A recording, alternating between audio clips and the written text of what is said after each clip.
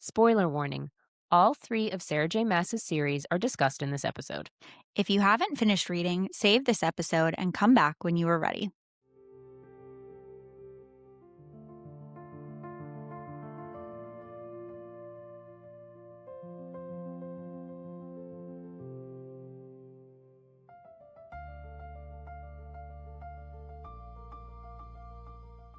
Welcome to Goddess Behavior, the podcast where ancient myths meets modern main character energy. We're your hosts, Steph and Laura. No textbooks, just great stories, hot takes, and some unhinged ancient audacity. So pour a drink, fix your crown, and step into your mythic era. This is Goddess Behavior. Okay. Ooh. I think we're excited about this episode. This is a fun one. One we've been talking about doing probably since we started talking about this, the podcast. Like doing the podcast. Because we're like, oh, where could we take this? What can we tie this to? Yeah, what can we do with this? Yes. And then we got this lovely little, egg from Sarah J. Maas of actually getting the ACOTAR 6 book, which we talked about in the first episode. In our very first episode, and I think then we were just like, oh, well, we have to talk about it. Now we have to do it. Darn. Now we actually have a reason to, specifically. So, so today we're talking about Mor and why we think maybe she is a crucial part of not maybe just the next book, but the next the rest few of books. Or maybe even the future of Prythian. Yeah, right? True. So this is exciting. Yeah. Okay. So what if one of the most powerful characters has been hiding in plain sight? We need to talk about Mor because something about her is never fully added up. Her power is described as one word, truth. After 5 books, we still don't know what that means. And she's one of the most trusted members of the inner circle, Rhys's second even. And someone sent in when it really matters most. And yet her abilities are still completely unexplored. And then there's her name. Yes, her name. Because she's not just Mor, she's the Morrígan. And they call her that specifically. Yeah, which is a direct reference to one of the most powerful and ominous figures in Celtic mythology. Yeah. A war goddess tied to fate, prophecy, and the outcome of battles. Yeah. A figure who doesn't fight the war, but decides how it ends. Yeah, we don't think she's just the Night Court's diplomat. No, I don't think so. I don't think there's any way where it's that simple. It's that straightforward, yeah. Especially with everything else that you can layer in, right? Mor has a strange connection to, this unexplained thing called the prison. And, it's a place where in Prythian that's older than the rest of the courts in the current court system. And it's filled with beings that don't feel like they belong to Prythian.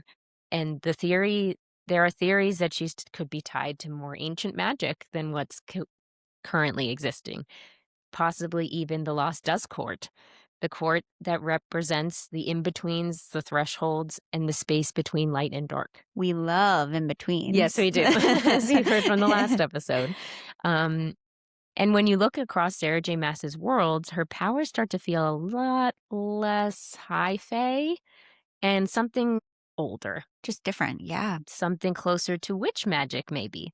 Inherited, instinctual, and tied to fate and bloodlines. So today we're diving into a few theories that connect all of it. Mor's power of truth, the Morrígan archetype, ancient magic, witches, the prison, and the possibility that Mor isn't just part of the Night Court, but part of something much bigger. Because the real question isn't just what Mor can do, it's what exactly is she? Yeah, so who is Mor? Mor is obviously a member of the inner circle. She's Rhys's second and Rhys's cousin. So we're told. Right. Well, yeah. Again, so at least as far as we know, that's how she's referenced, right? And her power is truth. But what does that mean? Like, we still have no idea. And that is crazy. Is really wild after such a long time. So it makes you wonder, does that mean there's a lot more to this? Or are we...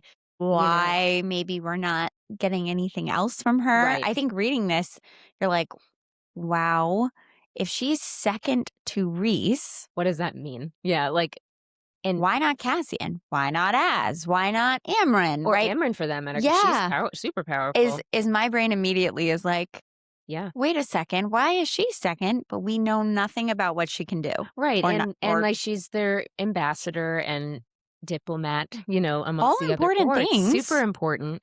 Just interesting. Yeah, it seems like Sarah J. Maas so intentional with her characters that it seems strange that she would leave out so much information and that we won't be getting it soon Right. because, I don't know. I speculate that this would be the end, after the Yeah. next 3, but I don't know if that's true. I have no idea. Right. We've waited this long for this one. Who knows how long this Truly. could go on for? So when a character is literally called the Morrigan, it just can't be random. I don't think it's random. No. Yeah.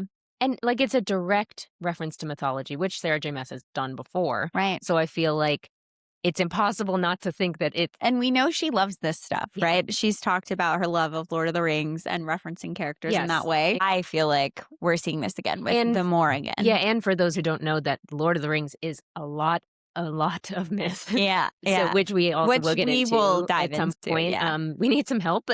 So we've all watched the movies and everything. Yeah. But I think trying to really hone in on stuff can be... There's just a lot there. There's so is really much, what yeah. it is. Yeah. But yeah, so when you start to understand the Morrigan as the mythological figure, it makes it almost impossible to think that Mor is not more important than she is Yeah. leading on, Yeah. right? The Morrigan is main character. Yeah. Main character energy For all the way. sure. And Yeah. right now she's so super side character. Right. But Or to why? our knowledge, right? Well, from We're our not perspective. given the perspective of like what she's doing. Well, and we talked about that, right? Because our perspectives so far have been from Thea Yeah. and from Nesta, right? Or I guess it's third person, so it's not really Yeah. Nesta, but it's But about Nesta, right? Right. So we're only getting one angle of that, right? Where Yeah. we're not getting all the information from all the characters yet. Like I'm we're still just- missing Az too, for that matter. But so. I'm also so intrigued by the fact that even Farah doesn't know. Like if Rhys She doesn't know. knows, Yeah. you Or would she doesn't say think she knows, and you would think we would know. Yeah, Yeah. you would think that Farah would then know, Yeah. and we would know, but it just hasn't played out that way. So in a court of silver flames, Mor comes back from the continent, and Feyre asks her, "What's wrong?" And Mor says, "Oh, nothing." And Feyre's like, "Nothing? Liar." Yeah. Like even Feyre's she like, knows "There's something's something's up with you." Yeah. And Mor's like, "I'll tell you later."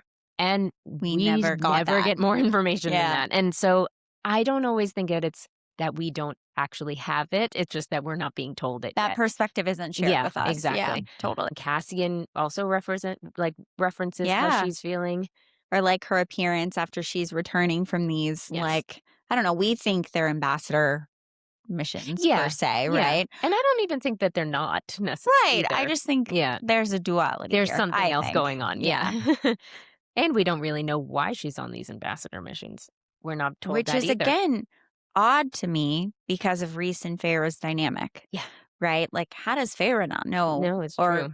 I don't know. Yeah. It's interesting. The Does most Rhys know? The most we get is Rhys and Feyre are talking about the work that Mor in Valhalla requires some research. Oh, That's yeah, all Silver that we Flames. get. So we Yeah. know where she is, but we don't know what she's doing. Or at least a piece. Yeah, we know a piece of it. And in ACOTAR, the very beginning of the book, it says, Prithian is a land where they have forgotten the names of their gods. So is that what she's looking into on the continent? Because Something with the there's things that gods. are missing, right? Yeah. Again, missing information. So is it just as simple as that's what she's looking for? Or is she digging into her heritage? Or is she digging into something that we don't... Is just much old. I think she's definitely digging into something that's much older. We don't know her connection to it, right? Right. Like, It's- why her? That's the part that's speculative, Why? right? In A Court of Silver Flames, there is a quote about Aelin falling through worlds. So from Throne of Glass, Yeah. right? And Kingdom of Ash, where she's falling through. worlds. In Akasif, they reference it, at this time, the moon had not been helped by a rare red star blasting across the sky one day. It was an ill omen. So they don't know what it is. They think Yeah. it's something, odd that they've never seen. Maybe Moore's looking into that. Like maybe she's looking into what it's all about. But then also Rhys is I think helping Rhys her. knows but I this is don't something that's know. still, We're this is something debating that's that, still not, I don't know. I still wonder about, Mm-hmm. and I'm sure it'll come to importance maybe later Yeah. on, is that why wasn't Aelin falling through the sky in that manner ever perceived as a threat. Pregnant Feyre is standing right next to him. I mean, I think we both talked about how it's like very easy to go off on tangents with this. So like we have a theory about what it could be, but we can get into it in another episode. But I think there's definitely a part where Rhys knows something that made him do that, or he just knew that she was a threat and didn't really say anything to anybody, and deflected her out. I'm not sure. I honestly only bring it up to say that I think that I would like to point out that I think Rhys obviously knows more about Mor than we're just not getting his POV, right? Sure. So that's my point there. Yeah, for sure. And maybe that is the other point of view. Like we might be getting Rhys's point of view and it's telling Mor's story, which would be interesting because we haven't had that dynamic. But I'd rather have it for Mor. I would also. But if we're gonna go back and get maybe conversations with them, that would be fun. I was thinking maybe if it was more of a flashback type thing, only because this book is only 300 pages. Thank God we're getting another one in January because I don't think I could wait long after that. Oh man. Yeah, so let's get into her power. Truth. So, because it's described with one word, and that sounds straightforward until you realize that we've had multiple books and it's never expanded. No. Never explained. And that's like something big in a fantasy novel. Like we're like, okay, something's not. Yeah, like honestly, if your brain isn't sort of lighting up at that, you're missing, I think you're missing just there something. For the vibes, I guess. Yeah. Because usually that's code for like, hey, something's off here. Yeah. Like we're not seeing whatever this is. Right. Like we said, Rhys says Mor is truth. That's it. That's all. Nothing else. And where powers are so specific in this world. They really are, It makes no sense. Like truth doesn't have a limit. Truth doesn't it's incredibly vague. People who have fire powers do fire power things. Yeah. What is a truth power? We can speculate. Don't really, like it's not as tangible. Right. Like if you say somebody has water powers, you can kind of guess what that means, right? Yeah. It might not encompass everything they can do, but it has certain limitations. Yeah. Yeah. And truth just isn't elemental. Right. So it's not connected to their world in the same way. What we're saying, this court system is elemental based. Yeah. And her power doesn't fit one of those things. And it's not fitting, I think, speaks largely to who she is. Yes, for sure. Mor herself even references truth is deadly, truth is freedom, truth can break and mend and bind. Ooh. So it's a lot. Yeah. And it's funny that she specifically says that in A Court of Mist and Fury. Yeah. She is referencing her own power, and I don't think everybody catches that. No, because I think that's a big piece of the Morrigan, like mythology Morrigan. Yeah. Because she has the awareness of the situation. Yeah. And kind of shows up at the end. Right. Right? Like in Mist and Fury, right? She's there at the end. Yeah. And she kind of also does that in like A Court of Silver Flames. It's like she's there and then she's not. And even in the big ward thing, it's like she's there for a minute and then she's gone and then she's back. And you're like, okay, what are you doing in these in-between pieces? Which we don't know what every character is doing at all times. But it just seems... That would be chaotic, right? Now that when you start to think about each character individually, you're like, okay, what are they doing at this time? Do we know? Yeah. No, But with Mor, it's relays back to our myth character, right? The Celtic. For sure. Which I promise we're getting to. Yeah. No, so like I think a lot of people simplify her power as truth to be lie detecting. Yeah. And I don't think it's that simple. It's got to be more. More. I mean, because truth can be fate, revelation, judgment. There's a lot of things that can tie to truth that make this so much more than what it is. Again, it's living in that in-between of like, she's not starting anything. Yeah. She sort of works in that lead up to an ending. Yeah. Right. And like what if truth has more to do with not just telling it, but deciding it, right? Deciding how things go.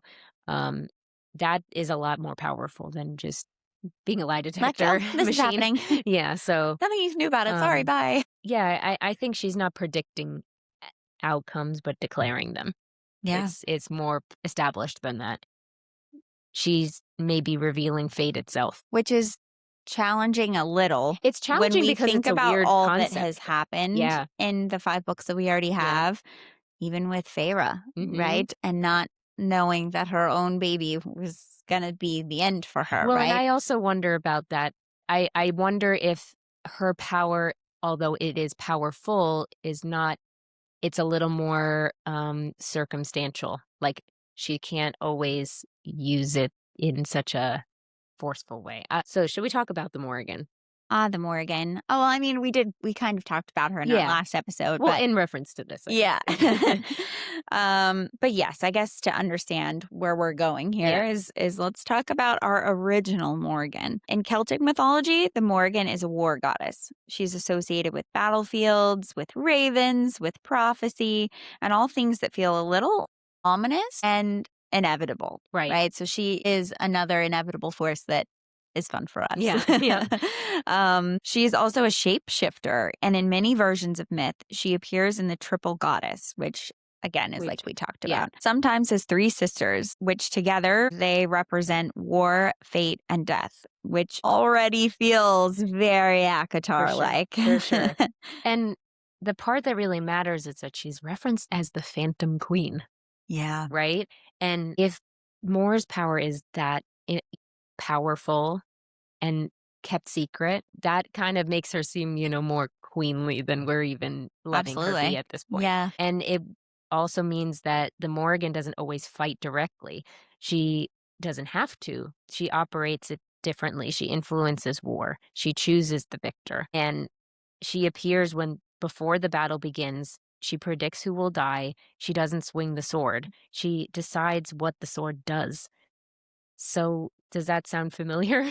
I mean, all of this it starts to click together here, right? yeah. Where Mor is at the battle, but She's not fighting. fighting. We never had Yeah. any context of her actually like swinging the sword And ever. again, it's adding to this, like, it's very interesting that she's the one Rhys calls when Az and Cassian Yes. fall. Yeah. Yeah. Whoa, what do you mean? And I think we also have to take this into a context of like we might not mean like she might not be the literal Morrigan. Yeah. So these powers might not translate perfectly as far as where it's going. But there are a lot of It's definitely a parallels connection. that Yeah. are connecting up really nicely for us. So it Yeah. just seems that there's no way it's not connected in some way, right? As we know, SJM has all the power here, so we Right. don't know exactly where she's going. Because honestly, the simplest and most convincing explanation is that Mor isn't literally the Morrigan, but she's just that same archetype Right. of individual. When you look at Mor, that pattern starts to feel very familiar. She's not the one on the battlefield, but she's always there at the moments that shape the outcomes. Right. So the negotiations, the alliances, I mean, she's Rhys's diplomat. Yeah. Right? Mhm. Yeah, like she's negotiating the outcomes. She might not actually be predicting it, but she is influencing it. Yeah. We know that she is. So Right. that's kind of, I guess, what I was saying before about how it's maybe not exactly Yeah. word for word, but But there's it's tied. implied ties Mhm. for sure. So there's a whole nother layer here that could possibly, right? So think back to Triple Goddess. Yep. And the sovereignty angle, right? So the Morrigan is also tied to the right to rule, right? And this sovereignty goddess who we were talking about with Ireland, Eriu, right? Yeah. Eriu and the Morrigan often get overlapped, right? Absolutely. So if you look at her as being the Morrigan, she also may be the one who is this like symbolic figure of the land itself. So her power being tied to the land and choosing who decides to rule, like that influences a lot, right? It's huge. And Yeah. and when you look at Moore's story through that lens, it really starts to shift things. She's treated as politically valuable, right, by her dad, right? Yeah. And she's used in a marriage line, and she was used in a marriage alliance, and she is placed as Rhys's second then for not because she's a warrior, but a figure of authority, Yeah. which I think fits Which really fits well really for her. neatly. Mhm. Yeah. And what if her power is not just truth, but tied to legitimacy, right?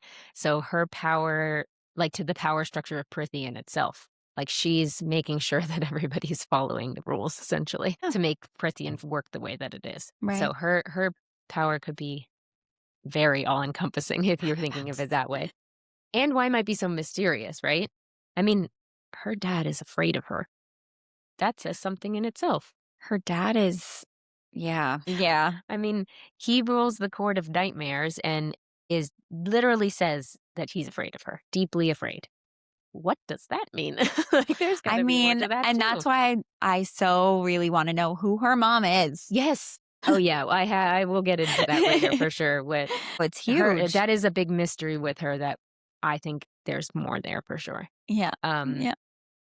yeah, yeah, and it's also notable that the Court of Nightmares it values cruelty and power and fear amongst its rulers, right? So if she encompasses all those things, which it seems like it would fit, right? That's Yeah. why they're so afraid of her. It's that simple, right? Oh man. And in Celtic myth, the Morrigan she's not just this power. She is terrifying. I She's mean, a the phantom. Morrigan is Yeah. feared. Yeah. Right. And I mean, her presence signals inevitable consequences. So her showing up to the Court of Nightmares is like, oh no, something bad's Yikes. happening. And Why are again, you this might here? be more symbolic, right? Like Yeah. she's Rhys's second, so she's symbolizing these inevitable consequences when she shows up at home, right? Yeah. And it could be for Well. that. So if Mor carries a similar archetype to that, it would explain why these brutal characters are fearful of her. Yeah. And I think we've kind of talked about how she's tied to this triple goddess because of the Morrigan and even the sovereignty, angle of it. Yeah. I mean, I think we see the triple goddess in other characters Yeah. show up too, like with the Valkyries, Yes, right? And for sure. Nesta, Gwen, and Emery. So the three women who are rising together, tied to war, survival, transformation.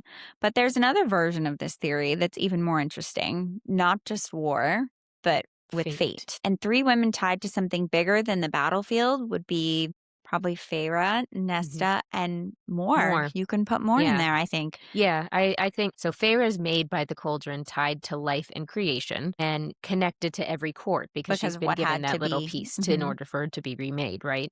And Nesta is tied to death and to the Trove and to something ancient and dangerous, right? And Mor is tied to truth and potentially something even more than that, right? Which we don't actually have enough information. Unestablished. Yeah. Yeah. And that's when there's like a pattern that you see fall into place, right? Thea is life, Nesta is death, and Mor maybe is this in between.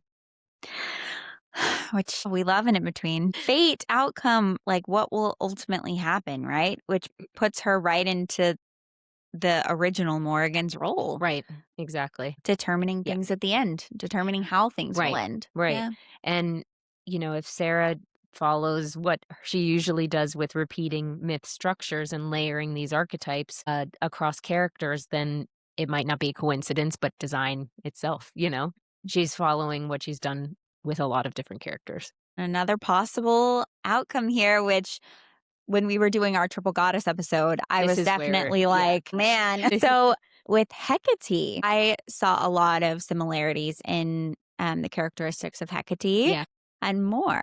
Hecate sits at sort of these crossroads and liminal thresholds, right? So she's the in-between places where worlds meet. Mor's power is winnowing. Right? Yeah. Okay. So her ability to move between places instantaneously. She doesn't just travel, she herself is a threshold. Which is what Hecate does, right? Okay, yeah. So the hewn city, which her family rules, is itself a liminal space, a court that exists as a gateway and political border. Oh, okay. Yeah. Even her role in the night court is liminal. Yeah. She sits between Rhys's inner circle and then that of like the old guard in Hewn City. Right. So she's never fully, I think, she's never fully in either one. Right. She's like Hecate. She's always going in between. She's above the, in the above world, and so she's living in these liminal spaces. Yeah. I think we talked about the Morrigan being this liminal goddess too. Yeah. And again, they're triple goddesses, so we do see this theme in both. It's definitely overlappy. I guess. It's just very neat with Hecate, for sure. Where my brain immediately was like, "Wow, she sounds so much like Hecate." Actually, and I think we've talked about that. As I said even just before, is that the characters are not always exact replicas of these myths. So Yeah. you can definitely see how she could pull from both. So that's kind of Yeah. why we're bringing up both. Yeah, where I felt it was important to Yeah. bring up both.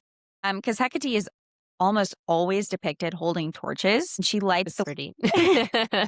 she lights the way through the darkness. I mean, yeah. Yeah, well, she guides. I mean, she uses it to guide Yeah. souls through the underworld, which is, Well, it's the Statue of Liberty in a yeah. dark way, but yes, that's fine.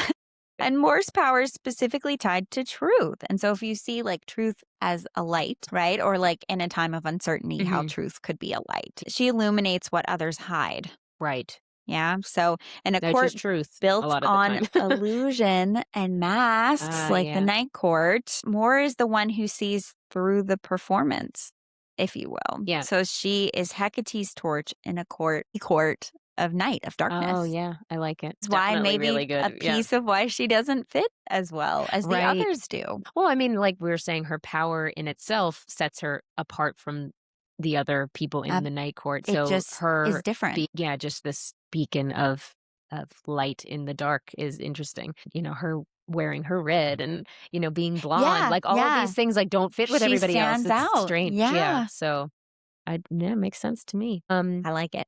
Yeah, like I think Hecate's often also identified as a Titan era deity. So think not quite Oh, primordial, but yeah. right after that, before the Olympians are established. Pre-order, if Right. you will. So we're not, she isn't part of Zeus's pantheon so much as she's tolerated by it. Her power is bigger than Like they don't know what to do with her, Right. essentially. Right. And they're afraid of her because they don't know They don't where to know. put her, right? Her power is too old, too vast, and it absorbs and dismisses, right? So she works around everybody else and they don't Yeah. know how to handle that. They're following a lot more structure in that sense as Right. far as their powers. And are I concerned. genuinely think all of that is strategic. I think Mhm. it's to help protect her Oh, in this yes. space that like doesn't understand her, because we've seen over and over how things that are misunderstood Yeah. are labeled monsters. For sure. And her power and lineage through, as we know, through Thea and maybe the Dusk Court and maybe this ancient pre-Night Court order, right? Yeah. The power she has is older than the current structure, right? Absolutely. Rhys's court didn't create her power; she inherited it, right? Yeah. So that's very Hecate to me. She's been given this power from the beginning and is like a level up almost. Yeah, in like that even her sense. dad doesn't know what to do with her. Right. Right? Yeah. So she also sort of fits, as we were talking about with triple goddess, if Hecate is the crone, right? Yes. Our crone figure. Yeah. She's the keeper of hidden knowledge, the one who has Oh. seen everything but reveals little. And again, that's truth. So what It's we're seeing revealed is when necessary. right. Yeah. Yeah, just like with Hecate, where she'll speak up when it's time. Right. Yeah. Well, and that's what I think people misunderstand about Mor's power is that, like, if she can tell people they're lying, then why doesn't she say anything? Is her power not to tell the truth? Her power is to detect She knows it, it. Yeah. figure it out. Yeah. Again, not as a lie detector, but as deciding what is important information to share, Absolutely. Yeah. I think Mor presents as the like radiant, warm, golden face in the inner circle, but she does hide things. So we see her hide like her sexuality, Yeah. her true lineage, maybe. Maybe, or she doesn't know it yet. Or We don't she know might yet. know herself, Right, right? To add sure. to our unknowns Yeah. here. And the full extent of her power. Like maybe she doesn't even know. Yeah. I mean, That's we very don't. possible. And she performs the role of the accessible, loving friend while also being potentially one of the most powerful ancient beings in the world. And that's the Hecate. Yeah. I mean, she's the crossroads. She speaks at crossroads. Exactly. Only to those ready to hear it. Yeah. And I think that's key. I think again, I think she that's didn't part of choose it. to tell Thea, or maybe she didn't know, but it might not. Pharaoh wasn't ready to hear that because what could be done about it? Right. They didn't know. And also, like, if you think about Eris, right? Like, him not talking about what happened with Mor, like, is that her influencing him? Not necessarily, but she just might be trying to tell that when it's necessary. Or when it's time. When it fits. Maybe there's something, she is prophetic, like we were saying. Right. Maybe she feels like that is meant to be kept secret until a certain point in time. Right. And that's why, like you were saying. Yeah. I Yeah. think that works too. So, and Hecate, as we know, is related to the underworld, right? Um, psychopomps. What does that mean? The they're connected to like the in between. Ah, yeah. Okay. Okay. Yeah. Yes. So Hecate presides over the underworld, psychopomps, and chthonic spaces. Mor is the only living being that can enter the prison and doesn't have some kind of adverse reaction. Let's put it that Yeah, way. yeah. She doesn't have to pay a price. And it's a place that functions exactly like the underworld, but in ACOTAR, right? yeah, It's a place that no one enters without permission but her. That anomalous access is one of the biggest unresolved mysteries of this series, and it maps directly onto Hecate's unique authority to move between the living and the dead. So again, Mor is kind of doing that in that situation, and Yeah. she does it freely. Freely. No one else can do that. That She's- seems very odd. doesn't even Rhys Yeah. feels it. Cassian, And if Rhys is all parallel of to them. Hades and the Lord of the Underworld, right? which I we think do, we've heard. we've heard that yeah. before, right? And it makes sense just for, if you have to put it with a story. We put Beauty and the Beast with Tamlin and Feyre. And, Right, so if you have to right. tie it to like an inspiration, like you could say they're Hades With and Hades Persephone, and Persephone, right? yeah. And I don't love it. I but don't fine. love it, but I think we can talk Fine. about that too. But if you're talking about him as a Hades figure, it's like, but he can't go there? That's odd. Yeah. But Hecate can. Hecate So can. interesting. Yeah. Yeah. All right. So speaking of Mor and the Prison, I think we have a lot to say about that. This was a fun piece to Yeah. dive into. So what is the prison and what does it what it knows about Mor, Yeah. where Mor stands? So the prison is a place built to hold the unkillable. Again, the fact she just walks in and out freely. Yeah, that's something. Huge. That's not the footnote. That is The argument there. itself. She just goes in and out. How? Anyway, the prison isn't a place you visit casually. It holds beings that even high lords fear. Right. Its worlds are ancient and absolute, the strongest in Prythian. Rhys, the most powerful High Lord in history, enters with visible effort and exits relieved. Good. Mor then walks out, no visible cost. Right. No explanation. And the series has never, not once, paused to ask why. Right. Again, we're 5 books in. Yeah, we need more wild. information there, right? So the prison is an island, a mountain specifically off the coast of Prythian, but the Night Court in particular. So it's related somehow.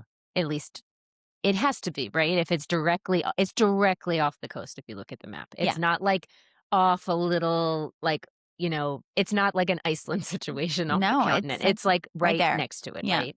It's not just physically remote, but it's awarded at a level that implies that it was built or with the cooperation of something older than the current court system. The wards aren't maintained by any living High Lord. They predate Rhysand and any of the other High Lords. Yeah.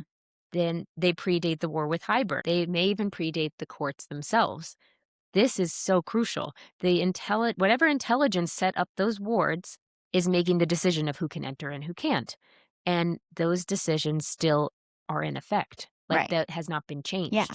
And probably for good reason, for that matter. But also why? Why it's interesting. Is it with something that has been, they changed the court system, so why didn't that change? I think what we're seeing here is Mor is 100% part of this old system. We're going to keep going power here. Alone is again bigger than just an elemental thing. The prison predates all of what we know, what we're seeing. I think she does too. Yeah. I think this speaks to where she comes from. For sure. So the prison contains beings that cannot be safely executed or contained in any other way. Yikes. Talk about scary monsters. And these aren't criminals in the ordinary sense. These are entities of such density of power and danger that the only solution anyone ever found was permanent, warded imprisonment. Mm-hmm. The bone carver lived there, the weaver before she was moved. Other beings we have only glimpsed. The common thread is that they are ancient, old enough that the current court system has no real framework for understanding them, only for containing them, and then essentially to use them at battle, right? Because they're strong and old and powerful. Yeah. Yeah. No, there's definitely something there. You don't just keep them for no reason. Yeah. And And more. also, there's no way to destroy them, and no one knows from back like, it's so far back now that really nobody knows, like, it's interesting Yeah. because it's kinda like with technology, right? You would think you would have moved forward enough in time that you would have figured out a different way, Yeah. but apparently this is the best way. So, it's interesting. Not And everything is broken if it's old, to be fair. yeah. Yeah. Um, but, okay, so what entry costs everyone else? When Feyre and Rhys visit the prison together in Akamath, the narrative is careful to establish that this is not routine. Rhysand is tense, his power is just not present there. It is required actively and as a kind of credential and buffer. Feyre describes the place as pressing in on her. Even with every court's power essentially running through her, the prison is a place where she approaches something. She I'm feels the so weight sorry. of it. Yeah, Yeah. She's feeling the weight of it. is feeling the weight of the power that the prison holds. Yeah. And the cost is psychological and magical. So they leave and they're just like, ugh. It is like it's not just nothing, right? These are some of the most powerful beings in Prithian outside of these monsters, right? But Mor doesn't have that. We don't see even a visible effect of her Yeah. coming in and out. And she can do it as she pleases too. It just is. Yeah. And we're told she goes multiple times. Yeah. Like she just goes there for fun. Right. And you're like, okay. and she just goes to logistically go back and forth. It's not like a specific event like it is with Rhys and Feyre, right? Yeah. Like, There's no scene of her bracing herself. Yeah. No scene where entering costs her anything. The narrative treats her prison visits the way it treats her winnowing across continents. Unremarkable. Like it's an just everyday part of it, occurrence. right? Yeah. And Mor is the first person to take Feyre to the prison. And it feels a little bit of a throwaway moment at the time, but if you really think about it, if the prison is being described as this ancient, older than Prithian as we know it, and filled with beings that are more powerful than even the High Lords and that they're cautious around them, it's not a casual field trip. Like It's not. And Rhys trusted. Mor to do Yeah. that with her, right? Yeah. Mor says that she used to come there often. Why? What does that mean? Are they her friends in there? Yeah. Like, yeah, I mean, but It's so seriously, like, strange, right? And it's not explained. Like, nope, no, it's just casually yep, dropped. we just leave that alone. Yeah. And how does she move through the place so easily? We don't know. But because most of the other characters avoid the prison, it does seem to be intriguing, right? And this is where the theories start bubbling, right? It feels like she's comfortable there. Like Yep. I think it's safe to take that next step for us as readers that she's comfortable there. And that she's tied to whatever it used to be. Yeah. Because we know it used to be something else, right? Right. Even before we found out that it's most likely the Dusk Court, right? Yeah. So like even before House of Flame and Shadow came out and we got the full crossover, we knew that it was something important. Yeah. And that it was something before Rhys. it is what it is now. The Night Court. Right. So I think that it's becomes very hard to say that she's not related to it in some way, like power wise or lineage wise, or it could be. The prison isn't just a prison. Like Right. I really think that it's tied to something much bigger, much older. For sure. And again, I think that's what really leads me to be like, how is she so comfortable there? Yeah. And if you link it back to her being these sort of triple goddess-esque individuals, she's comfortable in these in-between spaces. In-betweens, yeah. The liminal spaces. Yeah. I don't want to say thrives there, but she's very comfortable there. Yeah. One of our possibilities here is that she is powerful enough to override the wards. Right. So I guess just meaning we know that she's powerful, but this speaks to the amount, like her immeasurable power, I guess, in this sense of like. Kind of like we're saying if she's like a Hecate in Morrígan Titan level. So it's goddess, a raw she's bigger power. than Olympian court system Yeah. situation. Yeah. Right? Yeah. So pre-order raw power Right. is how I would go there. Yeah. So high enough that the prison's wards simply bend for her when met with her significant power. And then force. Rhys wouldn't be able to do that because he's Not as he's old. of the court system. He's Yeah. of this So not his lower power, tier, but newer tier. it's I just a should say. different tier Yeah. of power. And this alone would be a significant revelation, but it has a problem because when we see wards defeated through force in these books, there is always a cost and usually a sign. And Mor doesn't doesn't present any of Yeah. them. So I don't know that her ticket in and out of the prison Is her is as actual simple power. as like her power, Yeah. using her power. I mean, it could be something like her being recognized by the wards instead. Yeah. So not her fighting against them, but like being she she's basically familiar. has the key. Yeah, she is the key. Well, so Hecate is the key lady. Yep. So she, her having that access to, again, these liminal spaces or somewhere that seems difficult for other people And to go winnowing to. through worlds, right? Places. I Yep. think it's Yeah, and they're meant to keep in these powerful beings the prison. So if she has that kind of capability to go in and out, then she's tied to it in a deeper way than we know right now. absolutely. So Yeah. whoever or whatever designed the prison made the decision intentionally or inherently to leave the door open for whatever more is. Yeah.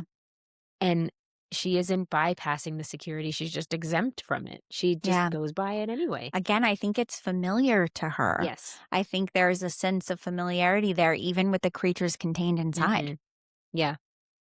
Yeah. I mean, her power is quantitatively different than the others, and that has to be. Which I don't, I don't think it's force. No, I don't think she's having to because, like you said, there would be a cost, and there isn't We one. never see that. So Yeah. that's just the magic system we're working with. So it would be, again, maybe her power is stronger than that, but I really think she just has access on its own. I think it's neater feeling to me. Yeah. And it still just has me question, like, what kind of thing does an ancient pre-court ward system decide to let in freely? Yeah, that is interesting. Like, why more? Why not Amryn, right? Yeah. Like, there's... Well, Amryn we know isn't from Prithian, right? Oh, yeah, but... So that could be part of it. And a lot of the other things in the prison are also that way. True. So if Mor is powerful to the level we think she is, but also tied to Prithian itself, it changes her credentials. Like with the Morrigan, if she's connected to the land itself. Exactly. Yeah. Yep. Ooh, I love So that. fun. All right. So I think if we're talking about the prison, we have to talk about the bone carver. Yeah, because he's the reason why Feyre needs to go in to begin with. The bone carver is explicitly described as something older than the courts, a son of death, a being of primordial origin who chose or was forced into this imprisonment. Right. And he's not Fae. He's not a High Lord. He's an ancient entity who exists in his own category. The prison was built partly to hold things like him. And if the prison was designed to hold pre-court primordial beings and Mor can enter and exit it freely, the most obvious explanation is that she is not something the prison was built to hold. She is something it was built to answer to. Right. So the bone carver interacted with Mor without any hostility. Yeah. And he tested all the other people who he's seen, or at least that we've seen him Yeah. interact with. And that's worthy of examining. He called Feyre a liar, and he plays games with Rhys. Yeah. Which is like super funny. And Cassian's so oh my bothered God. by him. And with Mor, what exactly was his register? Cooler, more careful, maybe something closer to deference, right? And it feels like they're familiar already, right? And so, like, if you look at truth, right? I came across this. Yeah. In Kingdom of Ash, Dorian is talking to Gavin about Damaris. And Damaris is the sword of truth. Dorian asks Gavin, does it really tell the truth? And Gavin says to him, it was blessed by the all-seeing one himself. And we know that the God of truth is the sin eater, the all-seeing one. Yeah. And I think a lot of people speculate that this sin eater, all-seeing one is the bone carver. because the Sin Eater's temple is located under the Shadow Market in Rifthold and is built entirely of human bones. And the bones are carved with the confessions of sins that people committed in life. Oh my So gosh. how they're connected, I'm not like how the worlds are Yeah. connected, I don't know. Maybe he came from Aurelia at a different point, right? Like Right. older, but if he's worshipped still in Aurelia as this truth god. And he is, and we, as we know, And we like see he, him. the way that people interpret him, each character interprets him is different, right? Yep. And so they see him in a different way, and it's A different version truthful- of truth. Right. So Yeah. it's a very interesting tie-in to Mor's power, and whether it just is a coincidence as far as that they have a similar power, or if he's a primordial level and she's just that next level down of Titan level. Like if we're Yeah. again, Yeah. To put it in our paralleling in that lens. way, Yeah. right? So, you have the bone carver level of power, which is the highest, right? Like Most powerful, Nyx, like a right? Nyx, right? And then you have Titan level Hecate power more. Mm, This is all speculative.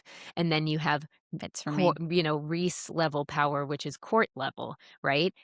I think Rhys doesn't want to be told that he's not the most powerful. Like, I really think that's why he keeps it a secret. It's definitely like an ace in the sleeve situation. Like, he's keeping it for when it's needed. And I think he's keeping her safe. I don't And it's for necessarily safety, think it's malicious. No, not at all. And when I say it as an ego thing, it's totally a joke. Well, no, but, because like, I think you and I both, I'm sure our heads both went to Rhys as a Zeus character. And I don't want to do that. I'm like, no. Yeah, because he's not, well, so he's not a Zeus, right? Because he is only of his court, right? He's the most powerful of the High Lords, but he only rules his court. He's not a high And he king. actually makes it clear that he doesn't really want to be a high king. Exactly. So I thought that was kind of it was interesting. So what does Mor say after she goes there? Does she give the inner circle what they need to know and, close the subject? And that's why we don't hear about it, because it's just diplomatic situation and it's a need to know basis? Or is it because she's withholding information? And it, to me, not even withholding, but again, waiting for the right time to use it. Right? Yeah. I mean, to me, it feels like the prison is a place of familiarity to her. Yeah. And I think it might actually be that simple. Yeah. I mean, it's again, is she tied to it and that she's protecting it in its own way? Maybe. That's part of it. Or is maybe these beings, if they are tied to her in some way, she's protecting them somehow. Or like a liaison, if you will, right? Yeah, like, again, which diplomat. is why Rhys, So it's an interesting way to look at that. So for book 6, and then, I guess forward. later, moving forward, if the prison argument holds, if Mor is an ancient entity with a legitimate claim to that world, not merely a very powerful member of the Night Court, what does that mean for where the series is going? Right. Yeah, so the end game threat requires the old order, right? Yeah. Every ACOTAR arc has been escalated by the nature of the threat, right? Amarantha was a political threat. Hybern was a territorial threat. Yeah. But whatever comes next, and hints in A Court of Silver Flames point towards something that predates even the court's founding, right? And will almost certainly require the old order to respond to it. The bone carver's gone, the weaver is gone. If Mor is the only surviving member of an order that is older than the current system, then she's not just an asset, she is probably the only one left who can be at the level that's necessary. Yeah. And what about the prison without the occupants, right? Because if this is another court, like we're speculating, then they can't live there forever. Well, I mean, so with the bone carver and the weaver dead, the prison is functionally empty of most of its, that we know of, its significant inhabitants. Right. So what does the ancient warded island mean when the things it was built to contain are gone? Yeah. Does it repurpose? Does it decay? What or who is going to need it next? I mean, does Mor know the answer to this? And maybe what else the prison holds, or what else the prison could be? Well, and that's why I speculate the Dusk Court theory, because if it's empty now, then it has its opening to become maybe what it was, or a new version of what it was. Yeah.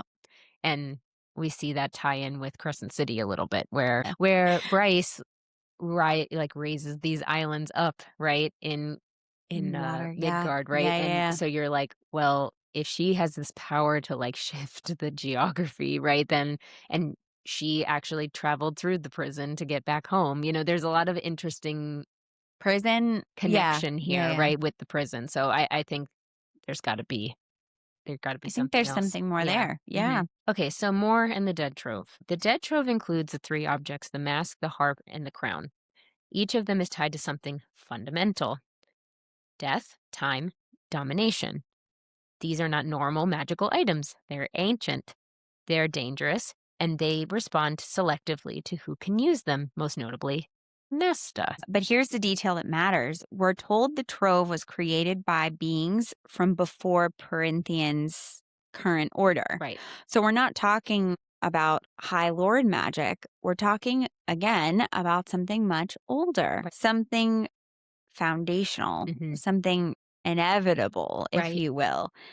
And if we go back to Mor, if she's tied to ancient war magic, if her power is connected to truth, fate, Mhm. or judgment, Yeah. if her name is literally pulled from a mythological war goddess tied to prophecy and death, then she suddenly fits into that same category. She's not just powerful, but ancient I adjacent, right? Yes. Just a Yeah. little, which raises a very interesting possibility. Right, like, what if she's one of the people who can control the Trove? And because if that's true, then that would explain a lot of things, right? Yeah. It would explain why her powers are still so vague. Maybe she has always known she could possibly control it even before they collected all the items, right? Yeah. And maybe she knew Nesta was the one who had to go through that journey. Or at least sensed it. Right. Yeah. This might explain why we haven't seen her powers at their full extent, or why we haven't seen her roll out of this slightly focused version of what it Right. is, And it's right? not because her powers aren't important. It's that maybe they're too dangerous to fully reveal Right. to everyone. Right. Like, Yet. yet. Yeah. Yeah. And I think you can't talk about the Dead Trove without talking about Thea and the Dusk Court, because it comes up in the very beginning of House of Flame and Shadow, which is where we start to see our little world crossovers, which just Yeah. made me so happy because I was like, I know it's happening. I can feel it. So this is where it stops being like a theory with just like a bunch of random pieces, right? Because I think Yeah. we've already kind of established like, oh, there's definitely something there connecting all of this back to that, right? So let's start with Thea. Before she was High Queen, she was a servant of the Daglin, which we also know to be the Asteri in Crescent City. Not uh and not just anywhere, but she served in the Dusk Court, specifically under the Daglin Vespris. We now know that Vespris was found in a clear quartz sarcophagus in the prison by Bryce, Azriel, and Nesta in A House of Flame and Shadow. So the Dusk Court, it wasn't just another court. It was the center of the Daglin's power itself, and a place where they ruled, experimented, and controlled. And while she was there, Thea did something very important. She learned and studied the Daglin. And more specifically, she studied the greatest weapons that they had, the Dead Trove. Yep. Which means that Thea eventually helped overthrow them and didn't just defeat them with brute force. She used their own system against them: the cauldron, the trove, and ancient magic. So I think it's almost impossible to feel like this is not important, and that It feels there's, very connected. yeah. Yeah. So after the war with the Daglin, when Theon becomes High King, Thea claims the Dusk Court for herself. And this is the key. She didn't destroy it. She didn't transform it. She took the place where she had once been enslaved and turned it into her seat of power, which is like so cool. And the magic of the place became hers: dusk, twilight, light, and shadows combined.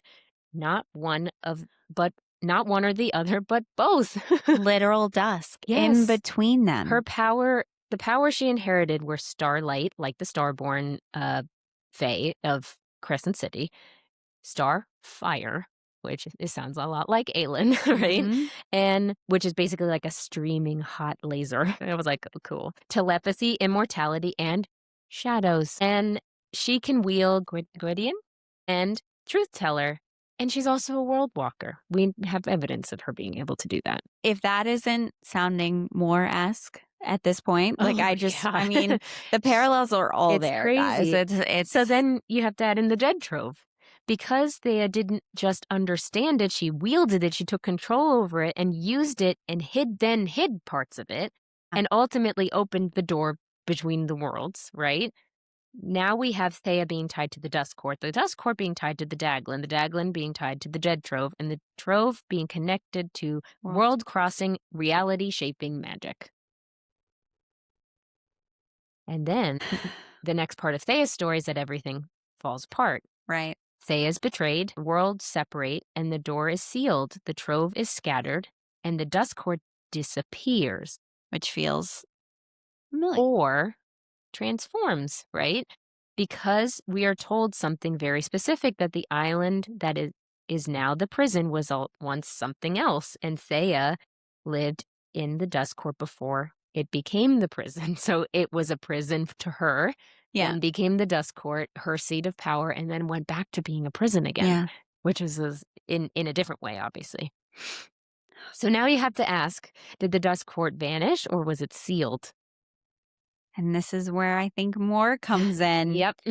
Because if Mor is tied to truth, fate, the Morrigan archetype, Hecate archetype too, Yeah. and the prison, then she may not just be connected to the Night Court. She may be connected to the Dusk Court, or what the Dusk Court used to be. Yeah, I mean, and if you look at the pattern, right, Thea wielded conceptual magic. Conceptual, not elemental, right? Light, shadows, world crossing, reality shaping. The dead trove was made of conceptual forces. Dead, death, time, domination. And Mor's power, truth, is also not elemental. It's this conceptual and power. it fits with them. And it fits so well with this other magic system, right? The one that Thea used to be part of, which is tied to the Dusk Court. And it predates everything we know about Prythian now. This is my favorite part. Thea is a Titan goddess in Greek mythology. Yeah. And as we were saying, Mor is this Titan level goddess, right? Yeah. So she was the original divine generation before the Olympians, right? Titans.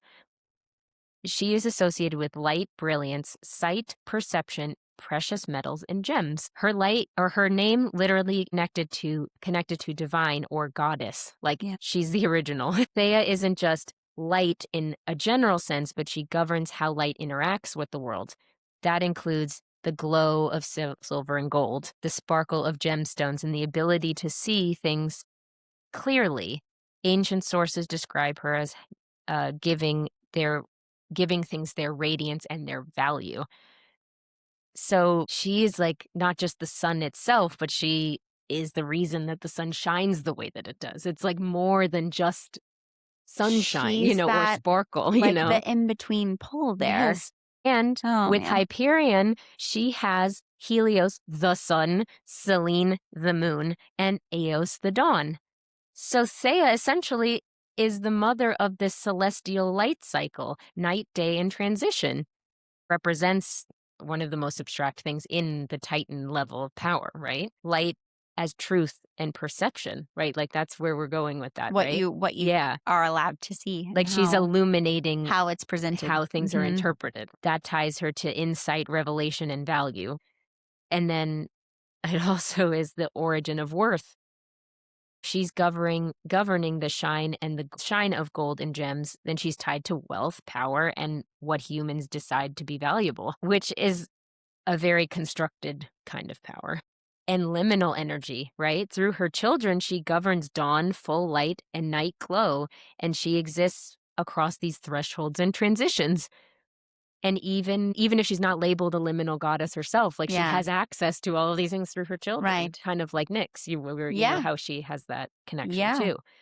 So if you go back to Mor, right, and Thea, this is where it gets interesting, right? Thea is light, truth, and perception, and Mor's power is truth, right? Thea meaning the Greek version, right? Yeah.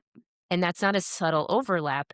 If ACOTAR's Thea is inspired by the Greek one, then her light may not be physical, but maybe one of revelation. Her power could be tied to what is seen, known, revealed. The Dusk Court connection makes sense, dusk being the transition between light and dark, and Thea's children embodying that whole cycle. That's a lot, everybody. Bear with Yes, us. Yeah. No, first of all, with bringing in Thea here, even like the Greek version of Yes. her. Oh my gosh. Uh-huh. Yeah, just that alone, right? Yeah. And then if you layer in the actual Thea character that got brought in, that's like a last minute the character in a way because it was the most recent Right. book. And so I think another big thing we have to talk about with Mor, as we're bringing up, Lineage. where people come Yes. from, is Mor's lineage. So we know that Thea in ACOTAR had two daughters, Helena and Selene. And we're told there is something very specific about Helena's line, or very specific, that Helena's line continues in Midgard, and that becomes, and Selene's continues in Prythian and is tied to the Night Court. So naturally, the question is Mor connected to Selene in some way, right?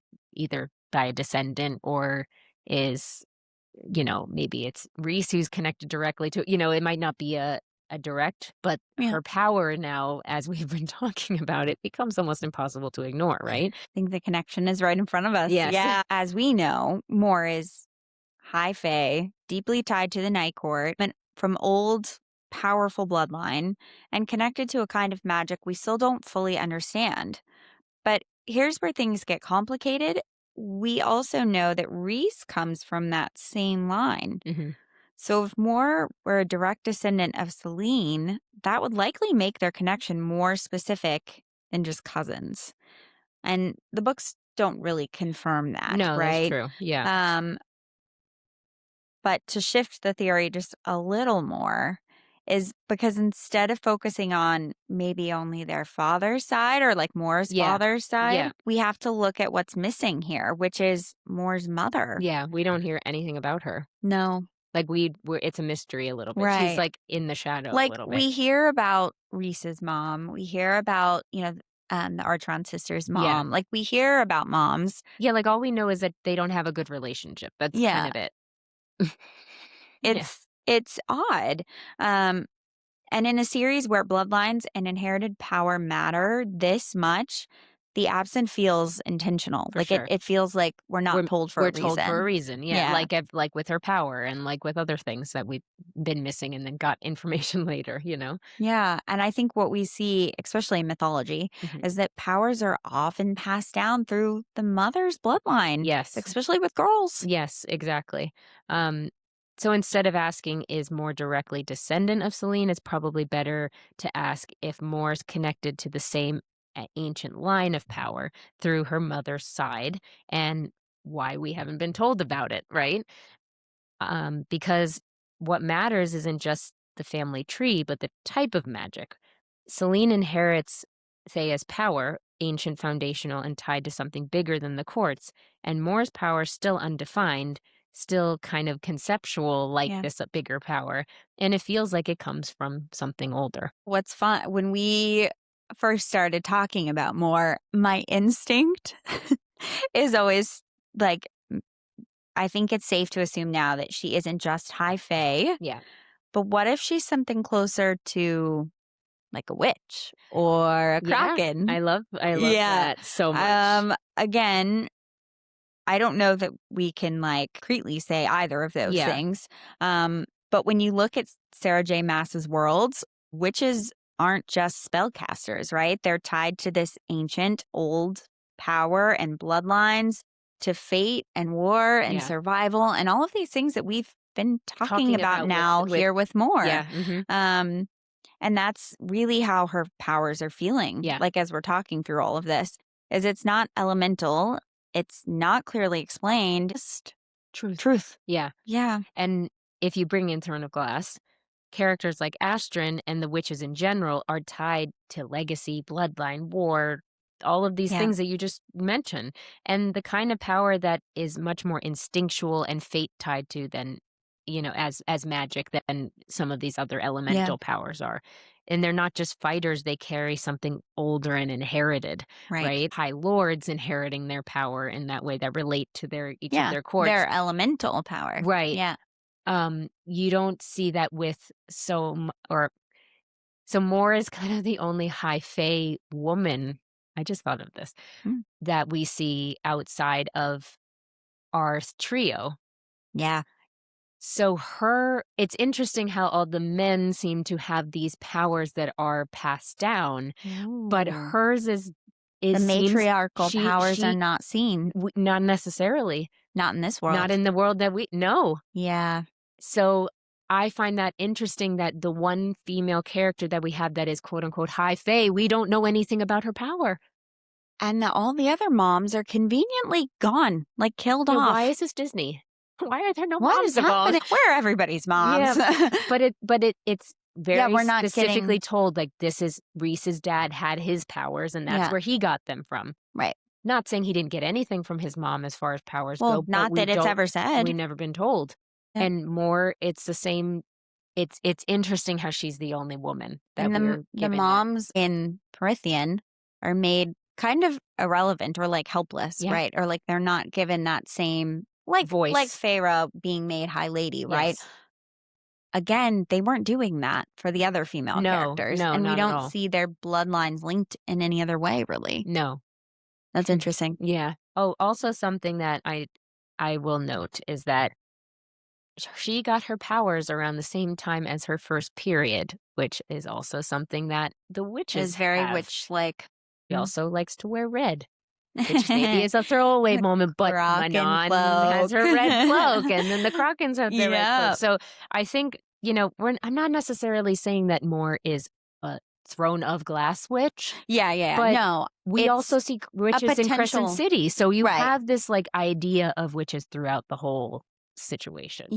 And it's a potential connection that I like, or I would love to see it sort of play out in this way. Yeah. Because the witch line is an older source of power. Right. And often, again, misunderstood, Mhm. abused by power. We see it play out in different ways. For sure. And then you have the Veritas. Mm. So in ACOTAR, the Veritas is an orb that reveals truth, right? And it's not something that can be twisted. It's not observations. It's not opinions. It's not interpretations. It's the truth in its purest What form, happened? right? That's it. And in a world where you can hide things with glamours and distort reality that way, it's such a important object, right?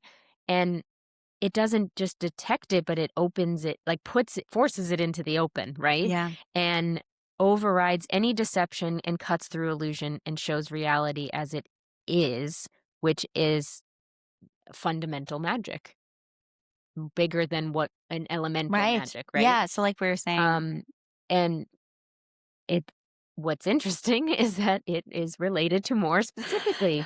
Um, because her power is described as truth. So Right. now we have an object that does exactly that. Yep. So here's the question: why does an object like that exist? Yes. And who is it? Was it originally made for? Right? Yeah. I mean, the Krakens are tied to truth and Identity. hidden lineage, all of these reclaiming of power and magic and deep bloodlines, right? And their whole arc is restoring what was lost and revealed who was hidden, right? So their magic is fundamental and it's about what's real, Yeah. not what's uh glamorized, Yeah. if you want to use it that way. What if the Veritas isn't just a random magical object? What if it's tied to something specific, like Mor's magic? And if you take that a step further, what if the Veritas was originally created by or for a bloodline tied to that kind of power? Right. And so are we saying she's a Kraken? No. But she likes to echo, Sarah J. Maas likes to echo things over worlds, like we were saying. Yeah. And instead of a direct connection, it might just be a similar kind of magic or the same type of function, that it's Right. serving, right? Or same archetype. That's when it starts becoming, or the Veritas stops becoming just a tool, but like a representation of heritage or lineage or Yeah, like an artifact tied to a bloodline. an heirloom. Yeah. Yeah. Mhm. So in Kingdom of Ash, one of the Krakens explains to Manon how they only go to war when the hearths are lit. The flame in my hearth dates back to the Kraken city itself, where when Brandon Galathinius gave Rhiannon a spark of eternal burning fire. My mother carried it in her with her in a when she smuggled it out with your ancestor. So Manon's Yeah, talking to ancestor. Manon. Yeah. Right. In Akamath, Mor presents the Veritas. The silver orb inside glimmered like a star under glass. This is the Veritas, Mor said, the gift of my first ancestor to my bloodline. So I don't know how you not see that as her being a witch. It's so obvious. I think that that's such an obvious again, witch not tie. necessarily her being related to Manon or her being Astrid, like some people say. We don't know that. Like, that's so speculatory. But her not being connected to this idea is just, it's impossible. I think she absolutely is. Yeah. Yeah. Yeah. And then the Ouroboros. So that forces you to face your full truth. Yeah. Another truth object. Not just memories, not just facts, your darkness, maybe something that's hard for you to see, right? Yeah. I think we remember Rhys being afraid of like letting Feyre look into this. Yeah. Afraid that it might break her because or most people hurt that her. It has. Yeah. Yeah, but it doesn't. She's able to look at it and accept it and walk away, whole, intact. Right. Which truth isn't just information, it's a force. Yeah. So something powerful enough to destroy you if you're not ready for it. Right. And so somehow Feyre was able to get past it. Yeah. Now if you bring Mor, right? Mor's power is truth. And if the Ouroboros presents it, like, represents eternal truth, right? What does Mor represent? It's one way to look at it is that Feyre can face the truth, but Mor is able to wield it somehow. Ooh. Yeah. And that's a different kind of power, right? Because if the Ouroboros is showing you what's real, then what if Mor can decide what counts as real? So it becomes like another layer of a control, how she can control truth. The outcome, like with again, the Morrigan. With the outcome. Yeah. Not in a bad way. Changes it for the worse or for in her own gain necessarily. Yeah, puts Mor in the same category as the objects, like the Ouroboros, the Veritas, and possibly even the dead Trove itself, right? Like all tied to these fundamental forces, not just power or ability. Yeah. And so in Akawar, Kier possesses the Ouroboros, the heirloom of his house. And again, Kier is her dad. Yeah. Yes. And it used to be owned by Striga, who is the weaver, the bone carver's sister, and she was obsessed with it. Yeah, she loved it. And she's kind of like a witch. Like, that's what they She gives witchy vibes, right? Right. Like out in her cottage. Yeah. In the woods. Yep. With her precious items. Yep. And the bone carver even talks about the Ouroboros and the kind of power that it has. The Ouroboros shows all who look at it who they are, every despicable and unholy inch. Some gaze upon it and don't even realize that the horror that they are seeing is them. So it is terrifying. But truth can be that way, right? Yeah, I think, and it depends on the person too, like whether you're able to accept the presented truth or whether it causes you distress or, whatever it might be. Yeah. So it's an interesting tool to then relate back to being related to Mor, right? Truth is not subjectively good or bad.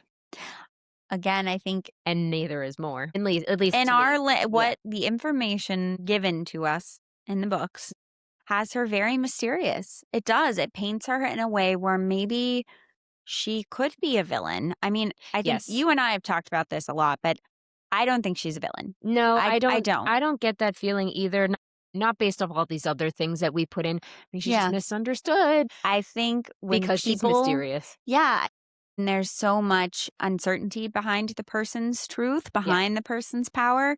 They often get mislabeled. For sure. And I don't see that happening with Mor. Yeah, I mean, the only thing that there's a few clues that could lead you to think that she would be evil, quote unquote, or betray the inner circle, right?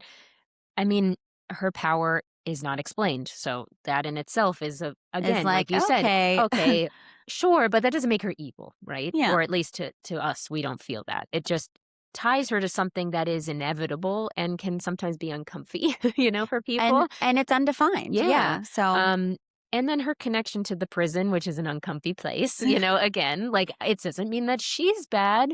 it just It's just kind of like how Rhys is the night court and this, like, bad, and again, it's it like doesn't mean he's it's like with bad. Nyx in the darkness, right? right. It's an inevitable power, inevitable force, not Right. necessarily bad. Yeah. And then her being this diplomat where she goes back and forth, like, that doesn't make her betraying them necessarily. She's just getting information. And I think as an audience, because we're denied that information We from feel her like it's- and her perspective there Yeah. on these missions, That's if where you people will, get that's where bothered. people, or it's easy for people to jump to like, oh, what is she What do doing? you- Like, yeah, we what do don't you even mean? know what she's Yeah, doing. yeah. Right, we don't. But Rhys trusts her.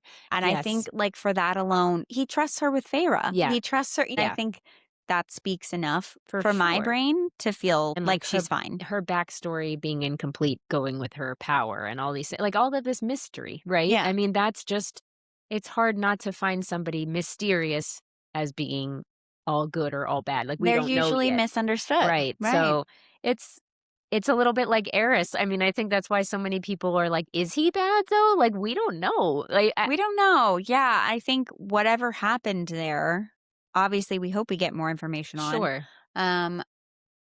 What's interesting to me with that piece is what is preventing him from just saying what happened. Right. And I think that To has clear a lot his to do own name. with Mor, to be honest, Yeah. because she's the only one who was there. The two of them. Yeah. So it's a little bit of a tricky one, right? And so the theory that she's a evil is it's instead of that, maybe she just represents an ancient force of balance or war or truth, right? Like, all of these things are maybe substantial moving forward, though. Yeah, like we might see her play out in later books. Like if there's ever a bigger conflict, they really might need to call on her in that way. But she also might follow fate, right? She might not follow the night court. Like, I'm Ooh, hoping I'm wrong right. with that, but like, and I think I'm probably am, right? But like, if say the night court goes down just one path, it doesn't mean that she will. Yeah. But it also doesn't make her evil for doing that. It just means that, and it doesn't even make her a betrayer. It just makes And I don't her even know that going that her own way. would be the case. If she's Rhys's I don't second, think so either. I think she'll come when she's like when she's needed. Yeah, I think agree. that's the important piece there. Yeah, it just has to align with her power. Like, if her power is prophetic in any way or related to truth and it doesn't align with the night court, that's the only reason I could see it interfering. Well, for me, then she's Dusk Court. Oh, yeah. Right? That's what I'm saying, going And her own so path. then she's, Yeah. she is still a piece of Rhys and the Night Court, sure. but not quite. Right, Right? exactly. And so why does this matter? Well, it matters to us. It matters to us because I'm excited. Yes, We're I know. excited. Truly. I mean, I think why our lens of this is important, I think, is it gives so much context to where these stories come from and how we can predict where it's going, right? And we know this. Again, she said it. She said She it in loves interviews that all she of this. loves all of these stories too. So I think for her to say that, we immediately were like, Yeah. oh my gosh. I mean, there's already examples, so like that we've seen, right, of Yeah. her doing these things. So like the Valkyries are right from Norse mythology, which Yep. we can talk about because I love them. Valkyries are great. Koschei, right? Yeah. Who's still out there, Slavic. right? Slavic Yeah. folklore, which we can also talk about. The Suriel is also oracle archetype. So again, not Yeah. an exact oracle, but the same kind It's of vibe, related. right? And all-knowing, truth-telling figure. Oh, truth-telling. Okay, anyway. Mhm. So it's not new. There's a pattern here of her using these stories. It's Yeah. not out of nowhere. Which why we think her being tied to the Morrigan or Hecate or a liminal goddess of some kind Totally. fits perfectly. I think it fits very well. Yeah. And I it's think just hidden in plain sight as we know it right now. Yeah. I mean, it just really helps us understand where she fits into this space and this world and maybe how we'll see her show up later. Yeah. Hopefully And soon. I mean, I think that's, if you zoom out, right, we have to look at where we're going here. ACOTAR 6, it's most likely going to involve Koschei, the dead Trove, the prison, and this ancient magic coming back.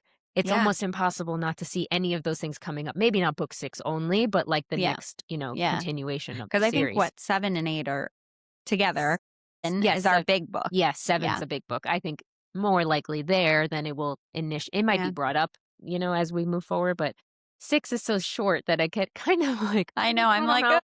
I don't know do more what we're yet. talking about, yeah. But she also, like, Mor threads through all 3 of those things, or all of those things as, uh, part of her story, at least as what we can deduct from our own research, right? So, her name, her tie to the prison, all of these things. So it I think all dead signs Trove. point to her having these deeper powers and ties into the ancient order. I think Yeah, she ties into, for sure. even like from Rhys saying, like, maybe not the time before the Trove, but maybe right around with the Trove is Yeah, where I want to put her. yeah, I Yeah. agree. I think what I also would love to see moving forward is, I don't think she stays in the background. I No, think I don't think so either. she becomes something much bigger. Yeah. And I don't think there's any way around that, No, honestly. I think she's been put in the background because it's not her It's story yet. strategic. Yeah, like, Yeah. it's on purpose, Yeah. and, Rhys's Feyre's story had to happen first because and then Yeah. Nesta and Cassian and, then the whole dynamic of the crossover, like, all of these things had to happen in order for her power and her story to make sense, I think. Yeah. I If we think knew so. any of this ahead of time, it probably would have been like, "Okay," and, like, Yeah. it's definitely timed on purpose. I think so. So, I mean, I think our favorite theory is that she's a witch.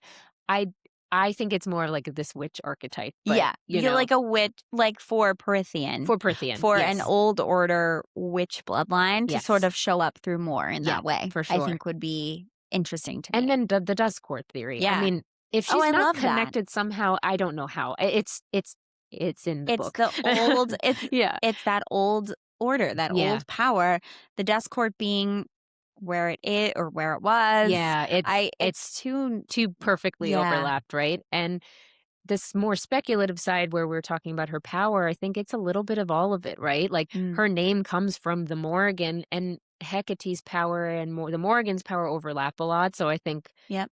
but then there are things that are very Hecate specific that make Yeah. it very hard to It's dismiss it completely as it's not the being her. winnowing. It's the Oh yeah, in living between and existing in between for sure. spaces. Yeah. Yeah. So I mean, I don't it know. I guess, I mean, for you guys, like, what do you think Mor is hiding? yeah. Is she hiding? Right. What is her power? What is Do her our truth theory even? what do you guys think about our version of this explanation? I know that we tried to narrow down our Yeah. Also theories that here because it could go on forever. we have plenty of other things we could say to add to this. I think what's important to remember here is Yeah. that this is our mythology folklore lens. Right. There are plenty of other things that could be said, Trying and to that tell you it guys through that. can put, add in here. But with our lens, this is how we can It's tie the it all best way. together. Especially, I think the reason we came to her first as the first one we wanted to try to attempt to connect, Yeah. right, is because of her name. Right. Some of the other, players that are still left have connection, but it's a little bit more It's- vague. So I think this was the first, Yeah. and also who we wanted to know more about. Right. But Yeah. I think it worked out in our favor because I think it definitely ties really nicely. Yeah. So, yeah, let us know what your thoughts are. Do we think that Mor is evil? I don't, but I could see why Yeah, other I don't people either, do. but I give do. me more information. Yeah, I I'm mean, like, missing. convince us, Yeah, honestly. convince us. Try. And even convince us from our own evidence. I Yeah, would love fine. to somebody to Sure. do that. And there's a lot to think about now. And if you guys want more theory content, we can make that. It just Yeah. we would love a direction to go into, or Well, and whose just- theory you want to. And remember, more our about. lens here is Yeah. that we're applying mythology and folklore to better understand Yeah. these stories. So we're not going to go off on. Oh yeah, no, we have to. Like, we know, just as an example, like, we know Asriel will probably be part of this next arc Right. too, and Asriel is a figure that we could tie to mythology and folklore. So that is someone example we That- could do. That we But could. if there's no direct correlation, it's going to be a little difficult. But we can try. We'd ideas love to out, hear for it. sure. Yeah. Yeah. Yeah. And so till next right. time, guys. Till next time. We had fun. It was Hope you fun. did. Yeah. Bye. Bye.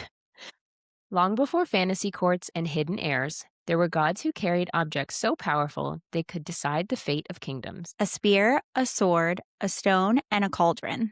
Next time, we fully descend into Celtic myth and the legendary treasures of the Tuatha De Danann, the sacred objects that shape kings, wars, prophecy, and the idea that power is never just held, it's inherited.